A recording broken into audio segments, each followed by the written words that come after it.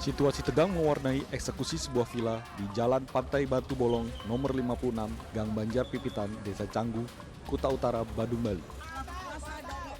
Massa yang merupakan gabungan karyawan villa, simpatisan serta beberapa tokoh masyarakat dan ormas berkumpul menyuarakan penolakan jalannya eksekusi. Perdebatan sengit semakin memanas saat tim panitera Pengadilan Negeri Denpasar membacakan putusan penetapan eksekusi. Untuk melaksanakan eksekusi real pengosongan terhadap sebidang tanah dan bangunan berikut segala sesuatu yang berdiri dan atau tertanam di atasnya tidak termasuk furnitur dan perabotan yang ada di dalamnya sesuai dengan sertifikat hak milik nomor 6955 garing Desa Canggu luas 1.535 meter persegi yang dibeli secara lelang berdasarkan risalah lelang nomor 292 garing 14.01 garing 2024/01 tanggal 22 April 2024 yang dikeluarkan oleh Kantor Pelayanan Kekayaan Negara dan Lelang KPKNL Denpasar bila mana perlu dengan bantuan polisi sampai selesai dan tuntas. Massa semakin histeris berteriak menuntut eksekusi dibatalkan. Akibatnya kericuan dan bentrokan fisik pun tidak terhindarkan. Agar bentrokan fisik tidak semakin meluas, aparat mengamankan sejumlah orang yang dianggap provokator. Setelah berlangsung saat alot, proses persekusi akhirnya berhasil dilakukan pada objek villa seluas 1.535 meter persegi. Villa yang awalnya merupakan bagian dari harta milik nasabah salah satu bank swasta disita karena gagal melaksanakan kewajiban pembayaran pinjaman. Atas dasar risalah lelang, sertifikat properti kemudian dibalik nama di Kantor Badan Pertanahan Nasional Badung, Bali. Dari Badung, Bali, Bagus Alif, iNews melaporkan.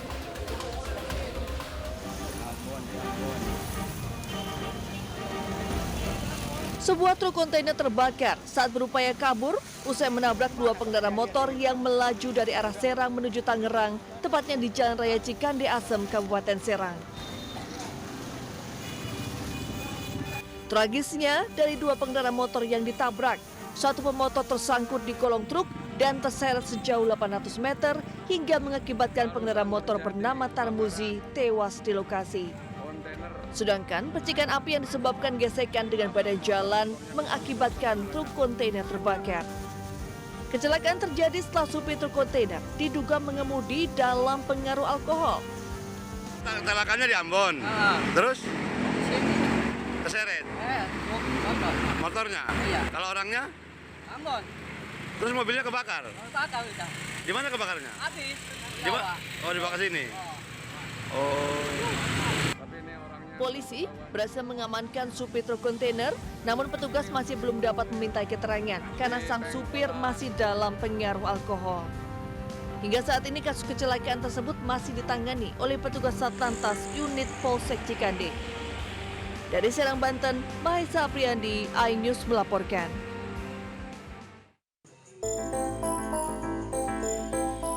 Pohon tumbang menimpa belasan pelajar di Wonogiri, Jawa Tengah saat mengikuti upacara Hari Pramuka. Kejadian bermula saat upacara Hari Pramuka yang dihadiri siswa-siswi SMP, SMA, dan SMK tengah berlangsung. Namun tiba-tiba satu pohon tumbang dan menimpa 19 siswa yang berdiri di bagian belakang pasukan upacara tersebut. 6 siswa langsung dibawa ke Rumah Sakit Umum Daerah Wonogiri, sedangkan 13 korban lainnya dievakuasi ke puskesmas setempat. Insiden kejadian ya yang kita semua tidak tahu karena memang itu dianggap mungkin lepas dari persiapan sehingga ada salah satu pohon yang sudah kering itu tumbang dan pas mengenai barisan yang dekat dengan pohon tersebut. Tetapi karena pihak puskesmas juga di situ sudah kita siapkan untuk kesehatan, langsung kita evakuasi korban yang tertimpa pohon yang sudah tua itu langsung ke puskesmas. Usai kejadian tersebut, upacara tetap dilanjutkan, namun dalam format apel dan bukan upacara skala besar. Dari Wonogiri, Jawa Tengah, Januardi Setiaji, iNews melaporkan.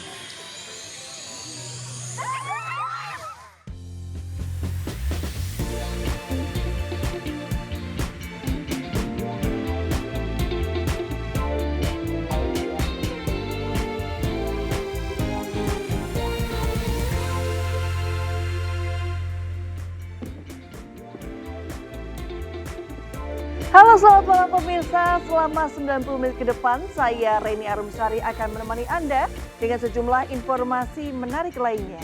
Inilah Buletin Ayu Semalam, selengkapnya.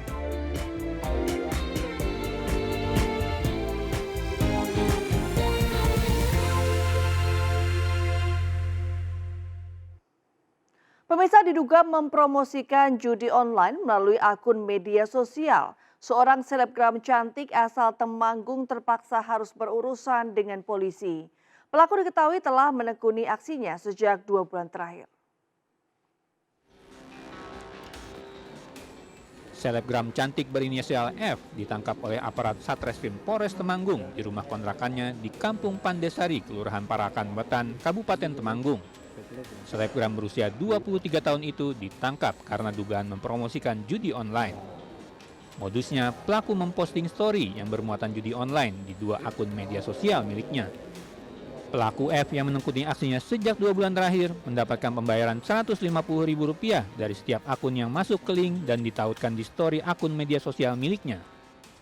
Pelaku memposting story yang memuat judi online pada akun Instagram milik pelaku dan mendapatkan gaji dari penyedia situs judi tersebut. Jadi postingan tersebut memuat link yang diklik itu langsung menuju ke situs perjudian. Atas perbuatannya, pelaku dijerat pasal KUHP tentang transaksi elektronik dan perjudian dengan ancaman hukuman 10 tahun penjara. Dari Temanggung, Jawa Tengah, Didik Dono Hartono, iNews melaporkan. Polisi akhirnya menetapkan suami selebgram cantik Cut Intan Nabila berinisial ATG sebagai tersangka kasus KDRT. Di hadapan polisi, tersangka mengaku sudah lebih dari 5 kali melakukan KDRT terhadap korban. Pace ditangkap di sebuah hotel di kawasan Kemang, Jakarta Selatan pada Selasa malam. ATG, pelaku penganiayaan istri di Kabupaten Bogor, Jawa Barat, ditetapkan tersangka kasus KDRT. Tersangka dijerat pasal berlapis tentang kekerasan dalam rumah tangga, penganiayaan, dan kekerasan terhadap anak dengan ancaman kurungan maksimal 19 tahun. Berdasarkan pengakuan, tersangka sudah lebih dari 5 kali melakukan KDRT terhadap korban. Sementara motif penganiayaan karena tersangka ketahuan menonton film porno. Si tersangka ketahuan menonton video porno hasil pemeriksaan tersangka. Namun kami ingin menggali pemeriksaan dari korban. Karena kemarin faktor psikologinya masih trauma, kami berinisiatif menghentikan dulu sementara pemeriksaan terhadap korban. Sebelumnya, korban selebgram cantik asal Sukaraja Bogor yang juga mantan atlet Anggar Cut Intan Nabila mengunggah video penganiayaan dirinya ke media sosial. Tim iNews melaporkan. Satgas Pamtas RI Malaysia menggagalkan penyelundupan sabu seberat lebih dari 10 kg di Kabupaten Sanggau, Kalimantan Barat. Sejauh ini TNI sudah 9 kali menggagalkan penyelundupan sabu di jalur tidak resmi perbatasan RI dengan Malaysia.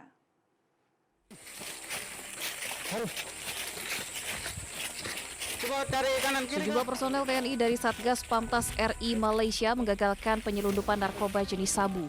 Barang bukti sabu seberat 10,54 kg ini dikemas dalam 10 paket dan disimpan di dalam karung. Selanjutnya barang haram yang ditemukan di Desa Sungai Tekam, Kecamatan Sekayam, Kabupaten Sanggau ini diserahkan ke kantor BNN Provinsi Kalimantan Barat.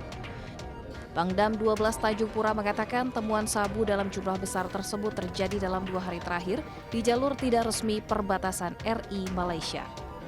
Sementara selama dirinya menjabat sudah 9 kali anggotanya menggagalkan penyelundupan narkoba jenis sabu. Jadi keberhasilan ini adalah prestasi anak-anak di lapangan, kemudian sinergitas kita TNI Polri dengan BNN, dengan Bea Cukai, Imigrasi, dan semua tokoh masyarakat, tokoh agama yang memberikan informasi kepada kita dan kerja keras anak-anak di lapangan. Sehingga kita berhasil menggagalkan penyelundupan narkotika jenis sabu. Diduga minimnya pengawasan di jalur tidak resmi perbatasan RI Malaysia membuat penyelundup narkoba leluasa beroperasi. Dari Kabupaten Kuburaya, Kalimantan Barat, Faisal Abu Bakar, iNews melaporkan. Semi permanen dan puluhan lapak pengepul barang bekas ludes terbakar di Kecamatan Penjaringan, Jakarta Utara. Akibatnya seorang warga ditemukan tewas dalam kebakaran yang diduga akibat korsleting listrik.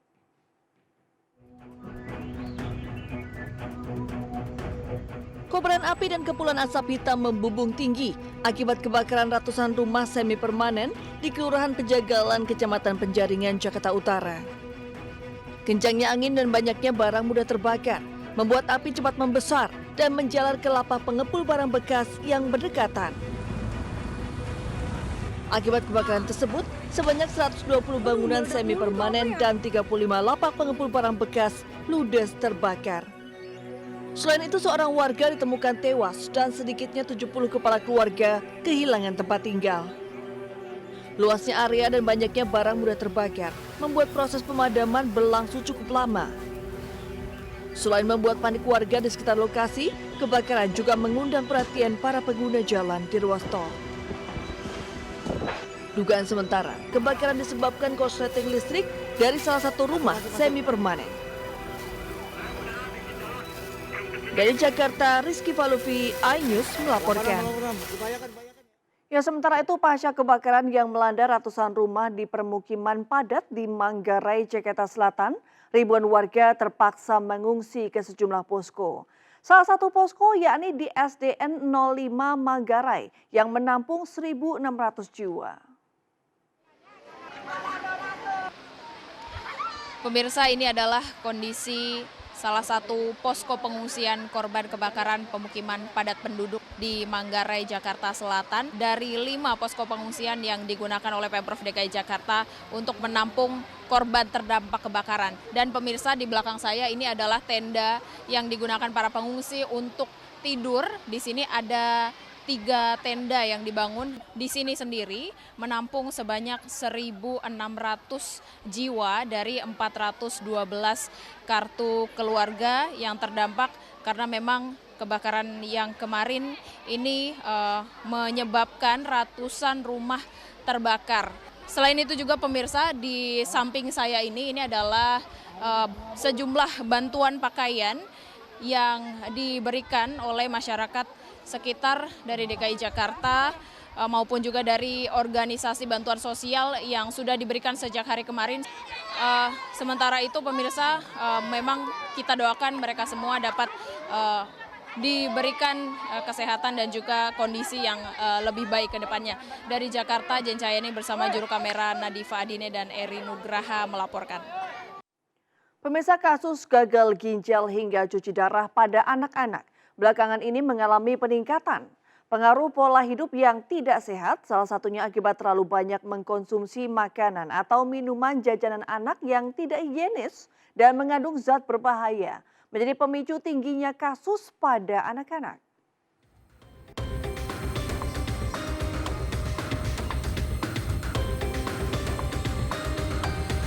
Gadis remaja berusia 13 tahun ini harus menjalani perawatan di Rumah Sakit Dr. Sutomo Surabaya setelah mengalami gagal ginjal kronis stadium 5. Sakit yang dideritanya disebabkan kegemarannya mengkonsumsi mie instan. Kini ia harus menjalani cuci darah seminggu 2 kali hingga sekarang.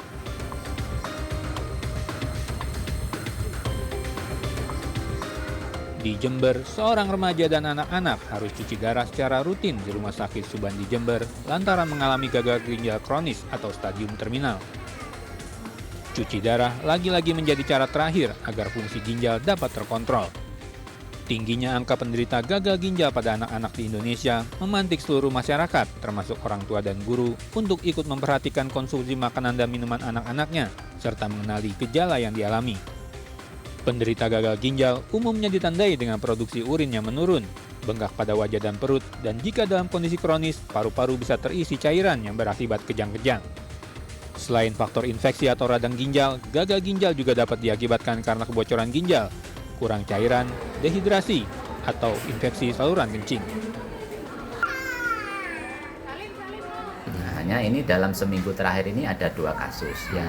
Anak dan remaja yang kita diagnosis mengalami gagal ginjal kronis yang terminal yang membutuhkan hemodialisis atau cuci darah untuk yang anak dan remaja. Kalau yang perlu dihindari itu minuman yang manis, yang mengandung perasa sintetis, yang mengandung gula tinggi, atau ada bahan-bahan kimia yang lain. Misalnya dikesankan minuman energi atau minuman yang bisa membantu vitalitas dan sebagainya, sebaiknya dihindari. Sementara terkait dengan tingginya resiko kasus diabetes pada anak, Yayasan Lembaga Konsumen Indonesia atau YLKI meminta pemerintah segera menerapkan cukai untuk minuman berpemanis dalam kemasan. Pemerintah juga harus punya tanggung jawab dengan cara apa ya, membuat peraturan.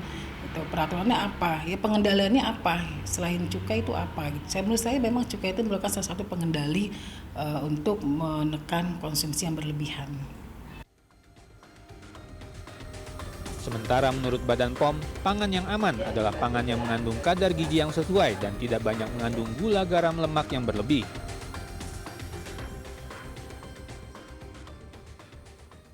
Pangan yang aman, pangan yang sehat, dan pangan yang bermutu itu banyak aspeknya. Satu, dia tidak mengandung bahan tambahan pangan yang berbahaya.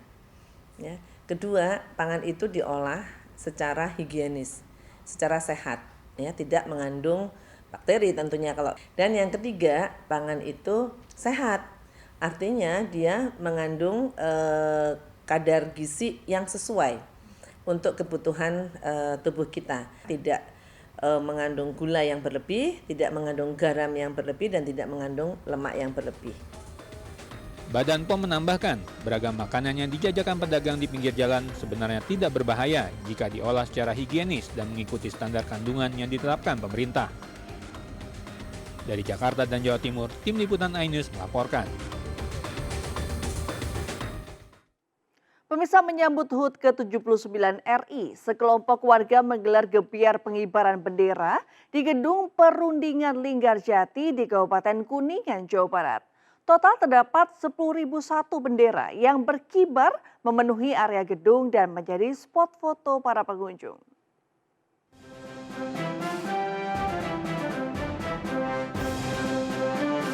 Ada pemandangan berbeda di area Gedung Perundingan Linggarjati di Kecamatan Cilimus, Kabupaten Kuningan. Puluhan ribu bendera merah putih dikibarkan mengelilingi gedung dalam rangka memeriahkan HUT ke-79 RI. Total terdapat 10.000 bendera berukuran standar dan satu bendera dengan ukuran besar sepanjang 30 meter. Awalnya, sejumlah orang menggagas pengibaran bendera di Gedung Linggarjati. Untuk mewujudkan hal tersebut, mereka menggalang donasi dan terkumpul 10.001 bendera merah putih. Sementara di tengah area dipajang sebuah lukisan yang menandakan HUT ke-79 RI dengan cap jari tangan yang mengartikan Bhinneka Tunggal Ika. Tak sedikit, gebiar pengibaran bendera merah putih di Gedung Linggarjati dijadikan spot foto bagi para pengunjung. Ini kesini sengaja atau gimana? Ya sengaja, biasa aja kalau sore main jalan-jalan. Oh. Ini ngelihat ini kan dari luar kelihatan banget nih. Ribuan bendera terpasang, ngelihatnya gimana? Sebagai warga Indonesia, ya bangga aja. 10.001 itu yang uniknya satunya. Satu itu mengartikan Bhinneka Tunggal Ika, yang kita mempersatukan berbagai suku, ras, agama. Yang penting kita memiliki bendera yang sama, yaitu merah putih. Penyelenggara berharap Pemda setempat turut berpartisipasi dalam kegiatan yang kini sudah menginjak tahun ke-9. Dari Kabupaten Kuningan, Jawa Barat, Miftahuddin, iNews melaporkan. Ya, perayaan HUT RI ke-79 tahun di IKN akan dimeriahkan penampilan berbagai atraksi udara yang tergabung dalam Jupiter Aerobatic Team dan pesawat tempur F-16. Para penerbang dari Matra TNI Angkatan Udara telah tiba di Bandara Internasional Sultan Haji Muhammad Sulaiman Sepinggan, Balikpapan, Kalimantan Timur. Satu persatu pesawat F-16 milik TNI Angkatan Udara mendarat di Pangkalan Lanut Domber, Balikpapan, Kalimantan Timur. 7 pesawat tempur F-16 bersama Jupiter Aerobatic Team akan melakukan atraksi udara pada peringatan HUT ke-79 Republik Indonesia yang digelar di Ibu Kota Nusantara, Penajem Pasir Utara, Kalimantan Timur.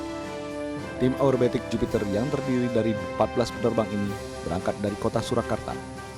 Sebelumnya, tim telah melakukan latihan parsial dan latihan gabungan dengan pesawat tempur F-16 yang bermarkas di Lanut Iswayudi, Kota Madiun, Jawa Timur. Tak hanya dari TNI AU, ada sejumlah pesawat dari mantra lain yang akan menyuguhkan pertunjukan di langit IKN pada peringatan HUT ke-79 RI. Komandan Skuadron Pendidikan 101 Wingdik 100 Terbang Lanut Adi Sucipto Yogyakarta menyatakan, jumlah armada yang dikerahkan sebanyak 8 pesawat. Nantinya mereka akan melakukan 5 manuver udara yang berlangsung selama 5 menit. Dari tim demo di Jupiter Aerobatic Team sudah menyiapkan beberapa manuver, memang tidak full manuver karena keterbatasan waktu. Hanya kami siapkan 5 manuver yang sudah dirangkai juga nanti dengan pesawat yang lain. Di sini kita bisa lihat ada pesawat F-16 juga. Secara keseluruhan, kendaraan tempur udara yang terlibat dalam pertunjukan 17 Agustus di IKN sebanyak 28 unit. Semuanya bakal menghiasi langit di Istana Garuda Ibu Kota Baru Indonesia. Dari Balikpapan, Kalimantan Timur, Mukmin Aziz, iNews melaporkan. Ya, jelang HUT kemerdekaan ke-79 Republik Indonesia, Presiden Joko Widodo meresmikan Plaza Seremoni di kawasan Sumbu Kebangsaan Ibu Kota Nusantara Kalimantan Timur yang akan menjadi area berkumpul bagi masyarakat yang hadir saat upacara kemerdekaan.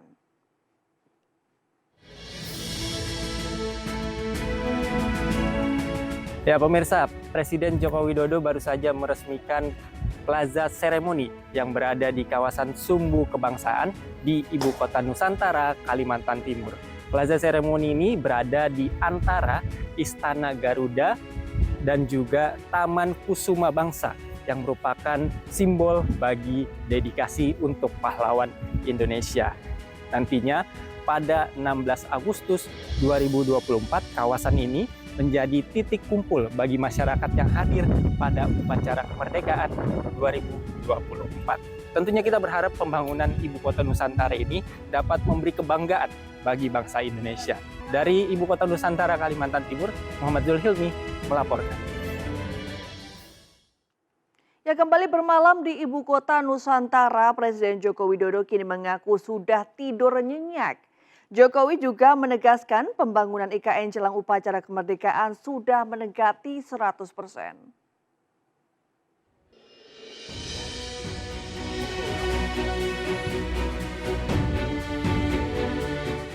Ditemui usai peresmian Plaza Seremoni di kawasan Sumbu Kebangsaan, Presiden Jokowi mengaku sudah merasakan tidur nyenyak saat menginap di Istana Negara, Ibu Kota Nusantara. Menurut Presiden, sensasi menginap kali ini berbeda dengan saat dirinya pertama kali berkantor di IKN pada bulan Juli silam karena sarana prasarana sudah dilengkapi. Jokowi juga menegaskan pemerintah terus mengerjakan pembangunan IKN jelang digelarnya upacara kemerdekaan. Ya, tidak 100%, tapi sudah mendekati. Masih ada hal kecil, yang detail, yang tadi subuh saya ulangi cek lagi. Sangat bagus. Tadi malam saya juga tidur di Istana Negara, nyenyak. Ules. Iya, memang belum selesai. Ini pekerjaan besar, yang sangat besar. Ini adalah pekerjaan panjang. Jadi tahapan demi tahapan, step by step, satu-satu. Kalau belum ada AC-nya, salahnya tidur di situ. Sehingga nggak bisa tidur, nyenyak. Kalau tadi malam, ya nyenyak, pules. Presiden Joko Widodo mengungkapkan saat ini Kepala Otoritas sedang menyeleksi 472 dokumen kerjasama atau LOI untuk kelanjutan pembangunan di IKN usai acara kemerdekaan. Dari Ibu Kota Nusantara, Kalimantan Timur, Muhammad Zulhilmi, iNews melaporkan. Ya, kita kembali ke Jakarta. Ragam sajian kuliner dan hiburan malam di Jakarta membuat warga betah berlama-lama di jalanan hingga larut. Seperti di Jalan Sabang, Jakarta Pusat. Ramainya jalanan tidak menghalangi warga untuk berwisata kuliner di sini.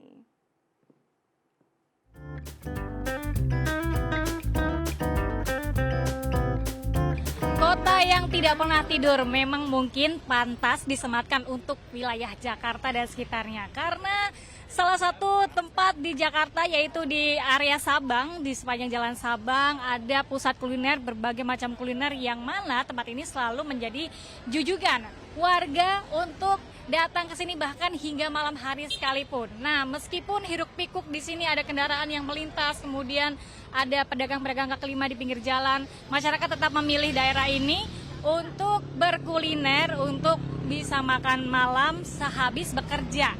Pulang bekerja capek mencari makan di sini karena pilihannya banyak. Ada bakso, ada bebek, ada nasi goreng. Nah, di sini nih ada Raja Bebek Bakar. Wah, kayaknya enak banget. Di sini juga rame. Saya akan ajak Anda untuk berbincang dengan teman-teman di sini. Nah, halo. Seru banget di sini lagi nongkrong ya atau lagi apa ini? Kita habis tadi magang, habis kerja, terus kayak tiba-tiba pengen jalan-jalan, ya udah kita jalan-jalan ke sekitaran sini. Iya. Nah, kira-kira ini akan mengulang kembali nggak? Coba aku mau tanya. Mengulang kembali buat makan di sini. Iya sih, kayak seru aja gitu buat setelah kerja penat kayak gitu kan. Terus jalan-jalan tuh kayak ya udah buat refreshing aja, buat healing kayak gitu sih. Atau berarti udah sering kesini ya? Gimana tanggapannya dengan kuliner di Sabang ini? Kulinernya sih lumayan beragam ya kan, banyak makanan, banyak ayam, di sini juga ada sate-satean juga, ada makanan tradisional juga yang kayak bubur-bubur gituan juga banyak kan di sini. Jadi salah satu mungkin teman-teman yang belum pernah bingung kalau makan di Jakarta di mana, daerah mana sih, mungkin ini bisa satu destinasi yang patut dicoba sih kayak gitu karena banyak macam-macam makanan lah tempat makan di sini kayak gitu. Terima kasih dari tadi pemirsa, mereka memilih datang ke sini karena banyak pilihan makanan dan mereka sehabis bekerja capek mencari makan di sini banyak pilihan dan enak-enak.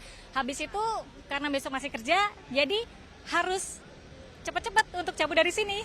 Demikian kehidupan Jakarta pada malam hari yang aktivitasnya masih terus menggelora, energinya tidak habis dan tidak pernah luntur. Dan dari Jakarta, Galuh Pandu Sadusanto melaporkan. Polisi membongkar penyelundupan sabu dalam pintu mobil mewah. Informasi selengkapnya kami hadirkan sesaat lagi, tetaplah bersama kami.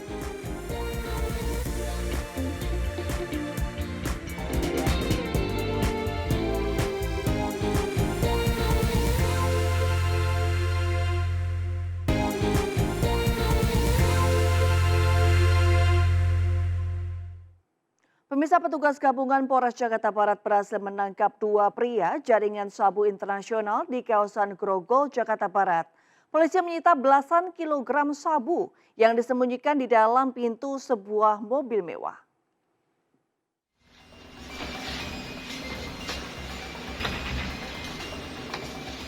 Upaya penyelundupan sabu berhasil digagalkan petugas gabungan Satres Narkoba Polres Jakarta Barat dan petugas kepolisian dari Polres Pelabuhan Tanjung Priuk.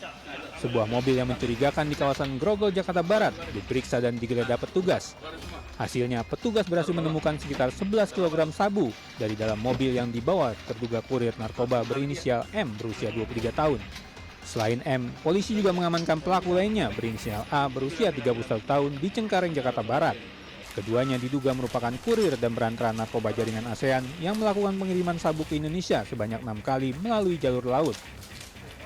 Saat ini berdasarkan hasil penyidikan, ini berasal dari wilayah luar negeri tentunya, tetapi masih di wilayah ASEAN. Dan juga untuk kualitas dari psikotropika ini di kualitas yang cukup baik, sehingga memang barang ini memiliki nilai jual yang cukup tinggi, sehingga itu yang menyebabkan para pelaku ini mau mengedarkannya. Kedua pelaku dijerat Undang-Undang Narkotika tahun 2009 dengan ancaman hukuman penjara seumur hidup atau hukuman mati. Dari Jakarta, Miftahul Gani, iNews melaporkan. Suami artis Sandra Dewi menjalani sidang perdana dalam kasus korupsi timah yang mengakibatkan kerugian negara senilai 300 triliun rupiah. Dalam dakwaannya disebutkan Harvey diduga melakukan kong kali kong dengan terdakwa lain terkait proses pemurnian timah yang ditambang secara ilegal. Dalam dakwaan yang dibacakan jaksa penuntut umum, suami artis Sandra Dewi, Harvey Mois, didakwa terlibat korupsi dalam tata kelola timah yang menyebabkan kerugian negara mencapai 300 triliun rupiah. Harvey juga disebut melakukan kong kali kong dengan terdakwa lain terkait proses pemurnian timah yang ditambang secara ilegal dari wilayah tambang PT Timah yang merupakan BUMN. Dari perbuatannya ini, Harvey Mois bersama Helena Lim disebut menikmati uang negara 420 miliar rupiah.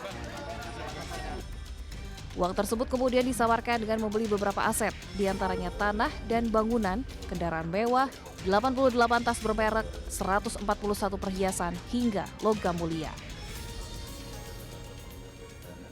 Perbuatan terdakwa tersebut sebagaimana diatur dan diancam pidana dalam pasal 3 Undang-Undang Nomor 8 Tahun 2010 tentang pencegahan dan pemberantasan tindak pidana pencucian uang junto pasal 55 ayat 1 ke 1 KUHP subsidiar terdakwa Harvey Mois tersebut sebagaimana diatur dan diancam pidana dalam pasal 4 Undang-Undang Nomor 8 Tahun 2010 tentang pencegahan dan pemberantasan tindak pidana pencucian uang junto pasal 55 ayat 1 ke 1 KUHP. Atas dakwaan ini, tim kuasa hukum Harvey menyebut kliennya tidak mengajukan eksepsi atau nota keberatan. Selanjutnya, tadi dalam persidangan yang bersangkutan tidak menggunakan haknya untuk menyampaikan eksepsi atau tanggapan atas surat dakwaan, namun yang bersangkutan terdakwa melalui penasihat hukum juga mengajukan akan langsung mengikuti proses persidangan berikutnya, yaitu pemeriksaan saksi-saksi atau pembuktian.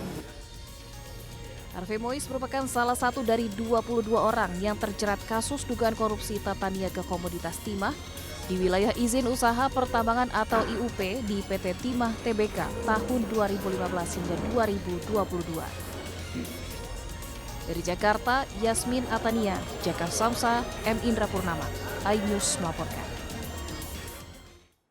Pemirsa, di Hari Kadal Sedunia yang diperingati tanggal 14 Agustus, populasi komodo di tahun 2023 meningkat.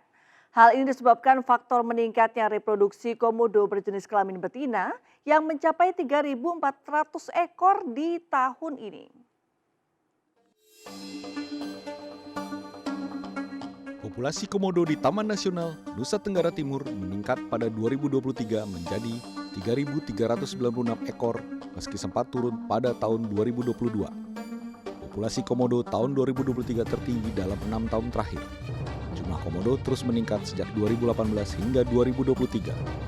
Ada sejumlah faktor menjadi penyebab terjadinya peningkatan populasi komodo. Populasi meningkat bisa disebabkan banyaknya komodo betina yang bereproduksi pada tahun-tahun sebelumnya. Bisa juga karena tingkat keberhasilan hidup anakan yang cukup tinggi. Faktor lainnya adalah ketersediaan hewan yang menjadi mangsanya. Untuk mengetahui faktor yang paling mempengaruhi peningkatan populasi komodo, diperlukan penelitian yang intensif.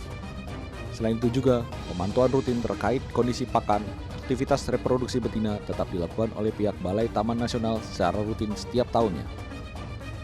Meskipun demikian, keberlangsungan spesies purba dan langka yang hampir punah ini juga terancam oleh iklim dan manusia. Untuk meningkatkan kesadaran masyarakat akan keberlangsungan kadal terbesar dan tertinggi di dunia itu, tanggal 14 Agustus ditetapkan sebagai Hari Kadal Sedunia.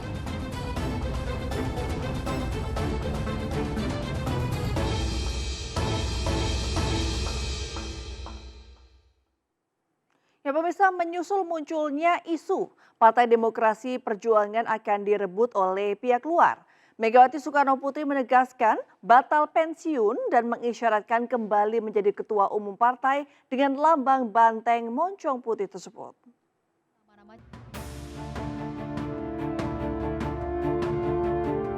Pernyataan ini disampaikan Megawati Soekarno Putri saat pengumuman nama-nama calon kepala daerah yang diusung partainya dalam Pilkada Serentak 2024 di kantor DPP PDIP Jakarta Pusat.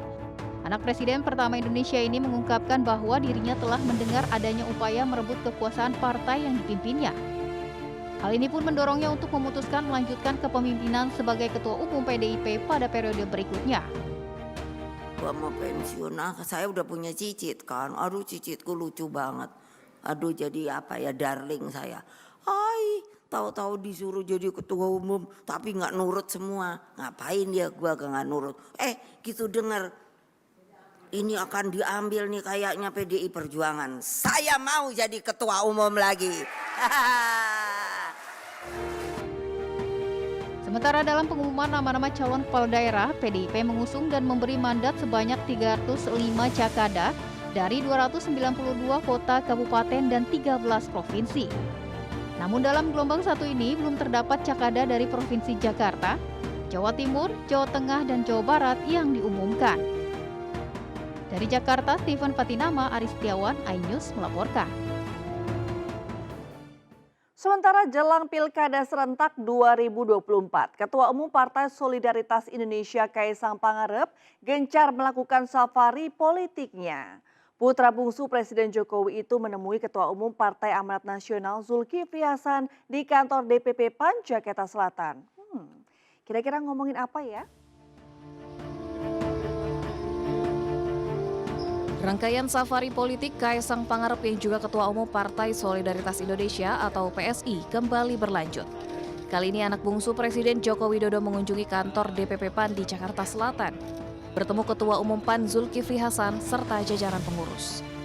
Pertemuan dua ketua umum partai ini untuk membahas dinamika politik dan potensi Kaisang maju di pemilihan kepala daerah serentak 2024. Bahkan PAN mengusung Kaisang agar maju di Jawa Tengah karena dinilai memiliki peluang sukses cukup besar. Namun demikian, menurut Zulhas, permintaan itu disambut tertawaan Kaisang. Saya bilang tadi barusan, Mas Kaisang kalau nggak Jakarta, ya gimana kalau di Jawa Tengah gitu. Barusan kita yang minta ya. Mas Kaisang ketawa-ketawa aja tuh. Ya. Kalau sama saya kan gitu, ketawa terus, ya, humor terus, tuh, lucu terus tuh. Nah, gitu kira-kira. Ada beberapa poin juga politiknya sedikit sebenarnya, tadi lebih banyak guyonnya. Tapi tadi juga ada doa dari Ketumpan supaya di tahun 2029 nanti PSI dan PAN berkoalisi dan bisa lebih dari. Sementara dalam pertemuan ini, Zulhas juga mengundang Kaisang untuk hadir dalam Kongres Nasional PAN yang akan digelar 23 Agustus 2024. Dari Jakarta, Hadisti Arifah, Iriansyah, iNews melaporkan. Ya, sementara Wakil Presiden Ma'ruf Amin menghadiri acara peringatan HUT ke-63 Pramuka di Bumi Perkemahan dan Wisata Cibubur, Jakarta Timur. Dalam sambutannya, Wapres menilai Pancasila dan Gerakan Pramuka merupakan dua instrumen yang punya pengaruh kuat dalam kehidupan bermasyarakat.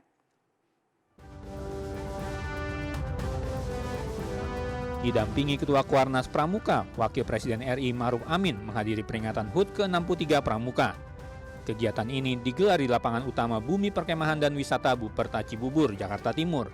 Dalam sambutannya, Wapres meminta Gerakan Pramuka dijadikan wadah merawat harmoni persatuan NKRI dan cermin semangat kebangsaan. Selain itu, Ma'ruf Amin juga berharap Gerakan Pramuka dapat berperan aktif menjaga nilai-nilai Pancasila. Peringatan Hari Pramuka kali ini mengusung tema Pramuka berjiwa Pancasila menjaga NKRI. Kegiatan ini diikuti sedikitnya 10.000 anggota Pramuka dari berbagai kuartir daerah seluruh Indonesia. Menurut saya, seorang pramuka pastilah seorang Pancasilais. Dan seorang Pancasilais pasti mencerminkan semangat dan jiwa kepramukaan. Oleh karena itu, saya meyakini Pramuka akan melahirkan banyak calon pemimpin bangsa yang siap dan tangguh dalam menghadapi tantangan dunia yang semakin kompleks. Wapres berharap Gerakan Pramuka dapat melahirkan generasi tangguh dan berkarakter kebangsaan yang kuat dalam upaya mencapai target Indonesia Emas 2045. Dari Jakarta, Anggita Maura, Sutrisno, iNews melaporkan. Ya, kita kembali ke informasi dalam negeri. Menjelang peringatan HUT ke-79 RI, Presiden Jokowi menyematkan tanda jasa dan tanda kehormatan kepada 61 tokoh. Pemberian tanda jasa ini sebagai bentuk penghargaan atas kontribusi yang diberikan oleh para tokoh dalam berbagai bidang selama masa pemerintahan Presiden Jokowi.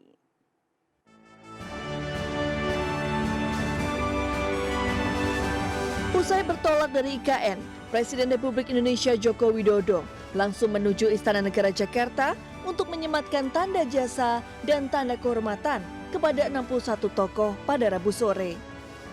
Pemerintah memberikan tanda jasa dan kehormatan tersebut sebagai bentuk kehormatan negara atas kontribusi besar yang telah diberikan oleh para tokoh dalam berbagai bidang selama pemerintahan Presiden Joko Widodo. Tokoh-tokoh ini dinilai telah memenuhi syarat untuk menerima tanda jasa dan kehormatan sesuai dengan ketentuan undang-undang. 61 penerima penghargaan yang telah dipilih ini terdiri dari berbagai kategori dan kehormatan. Para penerima tanda jasa dan kehormatan ini berasal dari berbagai latar belakang dan jabatan. Dari total 61 penerima, Wakil Menteri Pariwisata dan Ekonomi Kreatif Angela Herlianita Nusudibyo mendapat penghargaan Bintang Jasa Utama. Angela yang juga Ketua Umum Partai Perindo nampak hadir di Istana Kepresidenan dengan mengenakan kebaya motif warna coklat. Angela adalah salah satu tokoh yang ditunjuk untuk membantu Presiden Joko Widodo dalam mensukseskan Kabinet Indonesia Maju sebagai Wakil Menteri Pariwisata dan Ekonomi Kreatif RI periode 2019 hingga 2024. Ya, pertama-tama saya mengucapkan terima kasih dan tentunya ini merupakan suatu apresiasi dan saya berharap ini bisa menjadi motivasi ya tentunya, dan tentunya ini juga saya abdikan untuk seluruh stakeholders pariwisata karena selama 5 tahun belakangan ini memang saya bertugas di Kementerian Pariwisata dan Ekonomi Kreatif. Semoga ini memacu kami untuk semakin bisa mengabdi untuk masyarakat khususnya di pariwisata ke depannya. Sebagai individu saya akan terus explore Indonesia karena masih banyak yang indah, dan tentunya karena pariwisata Indonesia ini erat juga dengan media ya, tentunya kita harus explore terus di media, dan saya kira saya akan terus mendorong karena saya juga sebagai Ketua Umum Partai Perindo, ini kami juga ada kepala-kepala daerah dari Partai Perindo yang kami dorong, dan kami berkomitmen untuk mendorong pariwisata Indonesia semakin maju melalui kepala daerah kami dan juga alek kami yang nanti akan bertugas. Selain untuk membantu Menparekraf, Presiden Joko Widodo juga memberikan tugas kepada Angela untuk mempromosikan pariwisata agar wisatawan yang datang ke Indonesia semakin banyak mengingat latar belakangnya di dunia industri media. Tim Liputan iNews melaporkan. Ya, pasca Olimpiade Paris 2024, Indonesia membidik penyelenggaraan Olimpiade tahun 2036 yang akan digelar di Ibu Kota Nusantara IKN. Indonesia akan bersaing dengan sejumlah negara seperti Turki, India, Arab Saudi, dan juga Qatar.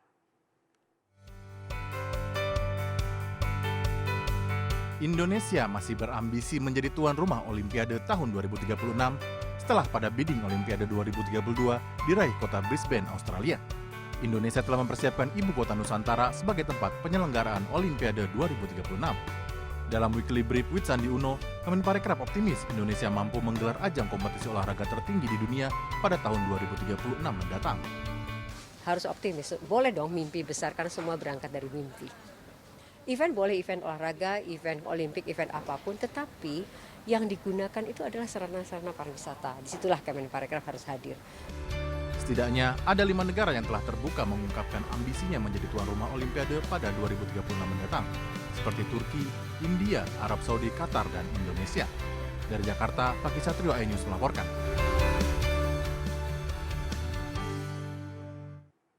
Pesona alam dan budaya nan asri di Pulau Komodo. Informasi selengkapnya kami hadirkan sesaat lagi.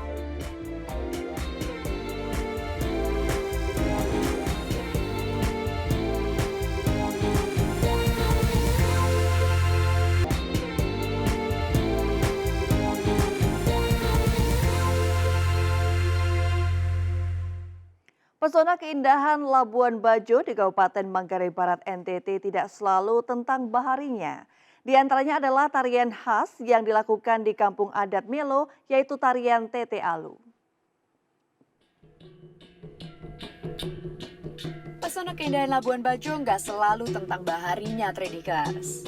Bener banget. Di sini ternyata juga ada tarian unik hingga tradisi yang berbau jodoh nih, Mat. Seneng kan lo? Waduh, jadi enteng apa malah jodoh nih? Lu aja yang main. Nggak bisa. Kita harus nyoba bareng-bareng dong. Enak aja lo.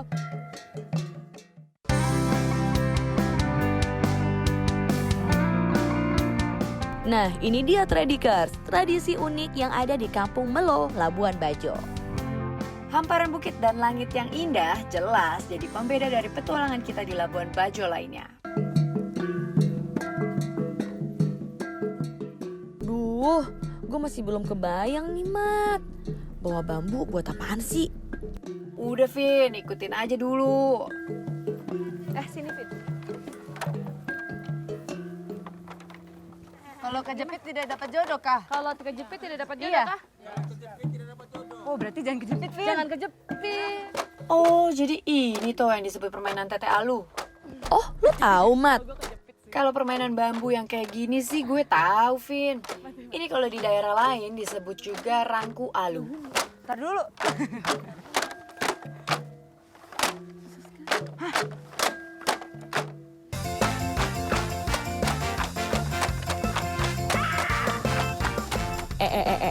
Bentar nih. Ini kayaknya semakin lama semakin cepat ya irama hentakan bambunya, Mat.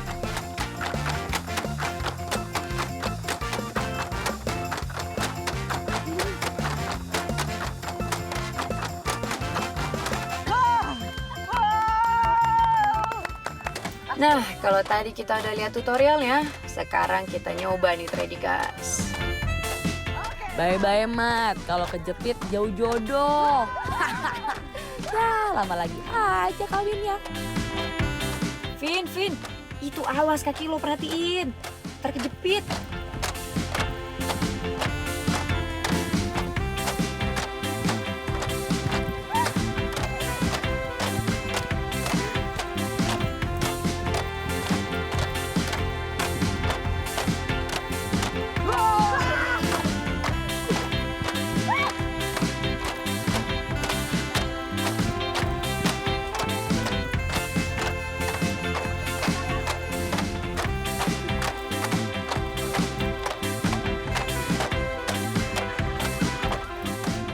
Maafin kita ya Tradikers. Masih salah-salah nih tariannya. Namanya juga masih anak bawang.